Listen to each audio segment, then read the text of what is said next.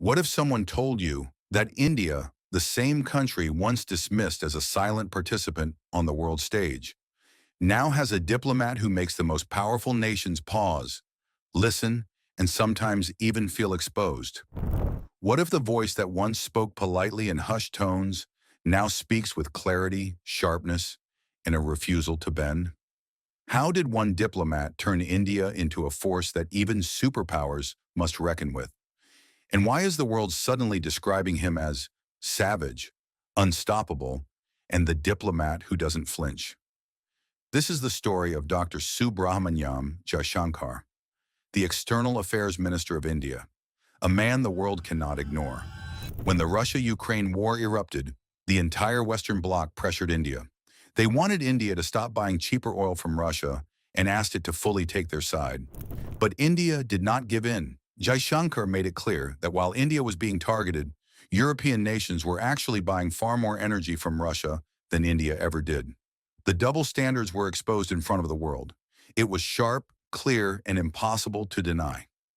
That moment was not only about oil, it was about respect. It showed that India would take decisions based on its own needs and interests, not because of pressure or guilt. Because of that stand, Indian families were saved from extreme price hikes. Because of that firm policy, India bought oil at lower prices. In a divided world, India managed to stay in the best position, earning, stabilizing, and moving forward. But Jaishankar's mastery did not end there.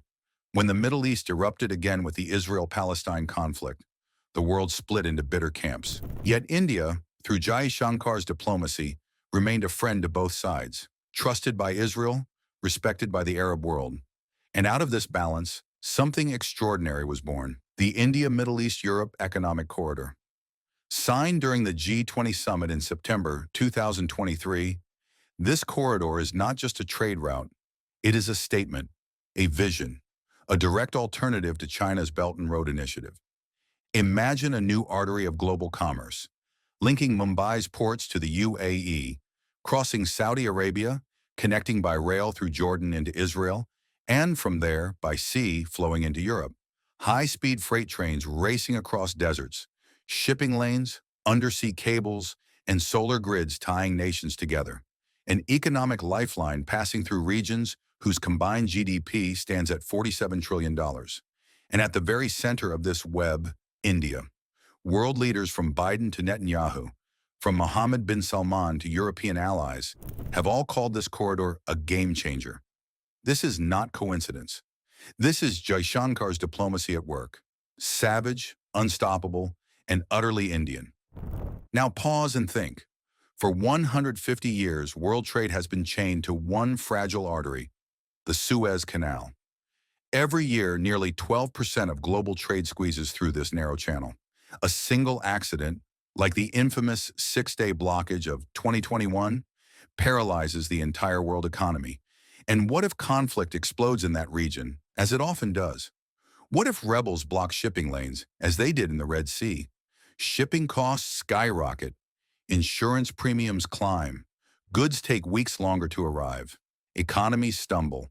India, whose oil imports and exports depend heavily on this route, faces disaster whenever that fragile chain is rattled. The world has lived with this vulnerability for a century and a half. No one dared to imagine a solution, until now. With the India-Middle East-Europe Economic Corridor, India is finally breaking free. A route 40% faster, costs slashed by 30%, risk diversified. It is not just trade security, it is independence. But the corridor is not only about goods, it is about control of the digital future. Under the oceans of our planet lies another invisible lifeline. 95% of global internet and communication data flows through undersea cables. Every video call, every financial transaction, every Instagram reel sent across continents travels through these fragile threads. Cut them and nations go blind. Block them and economies suffocate. Recently, rebels in the Red Sea attacked and damaged undersea cables. Data rerouted. Communications slowed. A chilling reminder. The world's internet has choke points too. China knows this. Over the last decade, Chinese firms have been laying their own cables, aiming to dominate the global digital backbone. Their goal? to control 60% of undersea cable networks by 2025. Dependence on those cables would mean dependence on Beijing. For India, for the world, that is an unacceptable risk. Enter Jaishankar's diplomacy again. The India-Middle East-Europe corridor will include the Trans-Eurasian Cable System, a 20,000-kilometer network connecting Mumbai directly to France. Not through risky maritime choke points, but safely across land via trusted partners in the Middle East. A safeguard, a shield, a declaration, India will not hand its digital lifeline to rivals. And it doesn't stop there. Solar grids, hydrogen corridors, renewable energy flowing across borders. For decades, India was told it could never lead in such futuristic fields. Yet here we are, building alliances that place India not as a follower, but as a pioneer of clean energy networks. Each project is more than steel, wires, and pipelines. It is proof that diplomacy, when done with clarity and courage, is as powerful as any weapon. But Jaishankar's real savagery lies not just in deals signed or routes built. It lies in words. In halls filled with Western diplomats, he has fearlessly called out hypocrisy. When questioned about democracy in India, he did not plead. He did not justify. He simply pointed to the ink on his finger, the mark of a voter in the world's largest democracy, and reminded them, in India, 700 million people vote. We count in a day. No disputes. And because of democracy, 800 million of our citizens receive food support. For us, democracy delivers when accused of aligning too closely with Russia, he turned the mirror back. Why is Russian gas for Europe acceptable, but Russian oil for India questionable?